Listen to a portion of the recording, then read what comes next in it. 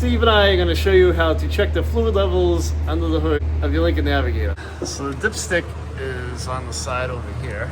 Yep, you can see it. You can reach right down here and grab it. It's pretty, the truck is very tall, so I don't know if an average lady height is going to be able to reach down and get it, but I'm not an average height person. I'm tall with long arms, and I am standing on a little stool, so.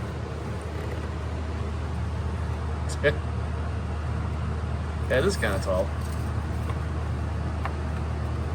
All right, let's see what we got.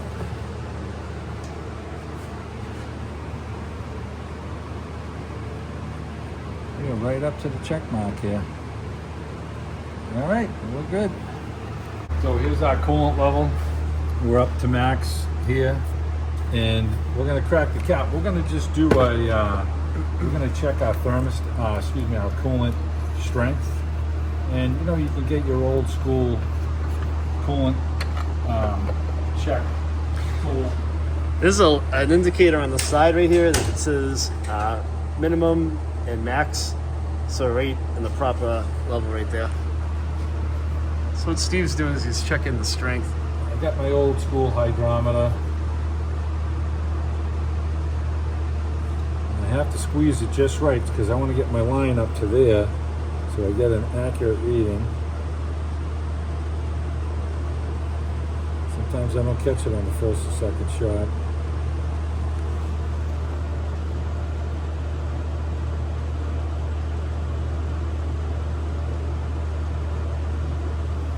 How are we looking? It's pretty close. Yeah, right near the middle. Yeah. So it's good. What, 20 blows? Is that what that's saying? Yeah, that's why I want to go a little farther with this thing. I think I'm getting air at the beginning here.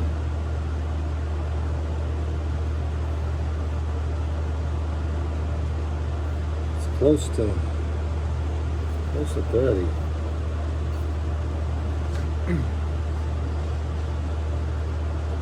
So what's good for the area we live in? It's pretty cold out. Okay, so yeah, it's about 30 below.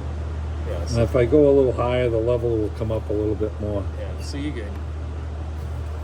Just can't squeeze that ball enough. It's not gonna reach 30 below here.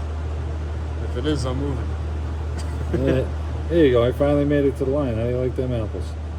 Okay, so I'm at, yeah, it's about 25 below. Okay.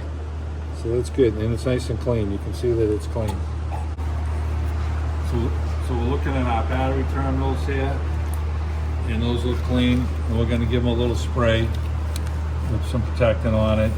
And you know, you're looking down at the belt. We had a better shot at the belt from underneath, and we can see that there's no stress cracks on it or anything. And you want to squeeze your hoses to make sure they don't feel soft and gummy.